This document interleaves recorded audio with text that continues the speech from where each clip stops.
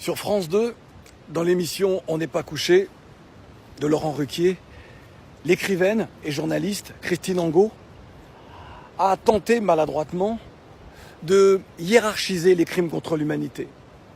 Elle a rappelé le calvaire, ce qui a été perpétré contre le peuple juif, ce génocide. Et à juste titre, elle a dit qu'il y avait eu une tentative d'extermination. Là où elle s'est fourvoyée, c'est en osant faire une comparaison avec les peuples noirs déportés pour être esclaves. Elle nous a dit, avec l'approbation de Franz-Olivier Gisbert qui était à ses côtés, que les maîtres traitaient bien leurs esclaves. Ils les nourrissaient bien parce qu'ils avaient besoin d'eux pour bien travailler. Et que donc, elle aurait presque pu nous dire que les maîtres aimaient leurs esclaves. Il faut juste lui rappeler qu'il y a eu un certain code noir promulgué par Colbert. Et que ce code noir était censé améliorer le sort des esclaves. S'il y a eu ce code noir, ça veut bien dire que les esclaves étaient maltraités. Or, rassurons-nous, ce code noir n'était qu'un enfumage, puisqu'il n'a fait que chosifier, donc déshumaniser encore un petit peu plus les esclaves. Et puis, les maîtres ont continué à fouetter leurs esclaves, ont continué à les punir lorsqu'ils osaient s'évader en leur coupant le pied, en leur coupant la jambe, en leur coupant le sexe, en leur coupant les oreilles, le nez, la langue. Ces maîtres qui n'hésitaient pas à violer des jeunes filles à peine pubères pour se faire plaisir, ou qui offraient certaines de ces jeunes filles à leurs amis colons venus leur rendre visite. Christine Angot dit qu'il n'y a pas eu génocide. Alors elle ne connaît pas cette histoire. On estime à 10% la cargaison, et j'emploie le terme à dessein, 10% des esclaves arrivés dans les cales de bateaux mouraient en mer lors de cette grande et terrible traversée. Ils étaient jetés aux requins. L'espérance de vie d'un esclave sur une plantation n'excédait pas 7 ans. Le sort des esclaves de la maison n'était guère plus enviable.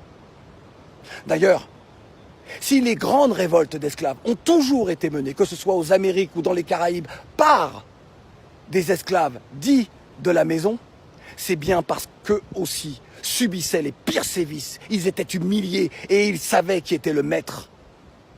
Ils vivaient à côté de lui, souvent obligés d'être dans la couche du maître. Lorsque Christine Angot tente de minimiser ce qui a été perpétré contre une frange de la population humaine, de l'humanité, c'est qu'elle estime qu'il y a là aussi hiérarchie entre les peuples. La France s'est dotée d'une loi qui reconnaît que l'esclavage et la traite négrière sont des crimes contre l'humanité. Toute personne qui tente de nier cela tombe sous le coup de la loi, car c'est du négationnisme. Christine Angot, Franz-Olivier Gisbert et tous ceux qui ont acquiescé tombent sous le coup de cette loi. L'esclavage est un passé très présent. Il s'est répété du temps de la colonisation, où on a imposé aux Africains les travaux forcés. Relisez André Gide, le Congo-Océan, et vous comprendrez que chaque travers de cette voie ferrée a coûté une vie humaine, une vie africaine. C'est un passé très présent, car les jeunes que vous voyez partir aujourd'hui, qui se retrouvent esclaves en Afrique du Nord, que l'on humilie, ils partent parce qu'encore une fois, avant, on a déporté leurs ancêtres, puis on est venu chercher leurs matières premières, puis on est venu faire en sorte qu'aucun développement réel soit possible, et ces jeunes-là partent. Ils sont tués dans le désert, esclavagés, tués en mer, humiliés lorsqu'ils arrivent en Europe. Oui, l'esclavage est un passé très présent. Et nous, descendants d'esclaves, qui appartenons à une seule humanité, il n'y a pas deux humanités. Lorsque mes amis arméniens me parlent du crime qui a été perpétré contre leurs ancêtres, à aucun moment je ne leur dis « mais ce qui a été commis contre les miens est bien plus grave ». Non, je les écoute et je m'associe à leur douleur. Regardez l'état de la France aujourd'hui. Ce racisme, ces discriminations répétées, cette violence permanente, sociale, physique. Vous êtes, vous, qui osaient parler dans les médias, les artisans de cela. Il y a quelques semaines, vous avez pleuré lorsque Notre-Dame a été détruite par un incendie accidentel. Vous avez pleuré. Vous savez à quoi j'ai pensé? À la flèche de Notre-Dame, qui a été construite au moment où la France continuait à jouir, à bénéficier des subsides de l'esclavage, du sang, de la sueur, des douleurs d'êtres humains. Il n'y a pas deux humanités, il n'y a qu'une humanité. Et ma génération fera tout pour que, quelle que soit la couleur de la peau de nos enfants, mais qu'ils n'héritent pas du monde que vous êtes en train de construire.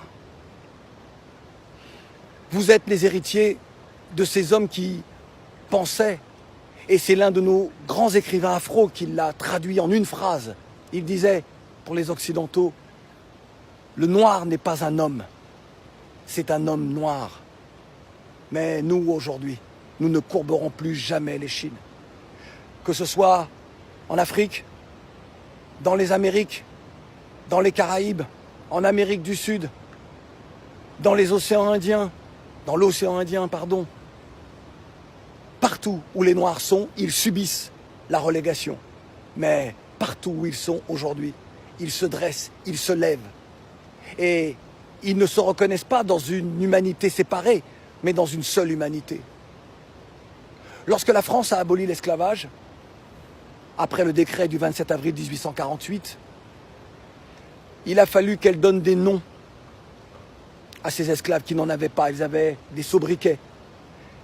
Certains de ces esclaves étaient tatoués, comme les Juifs que l'on envoyait dans les camps de concentration. Madame Angot, c'est cette comparaison-là que vous auriez pu faire.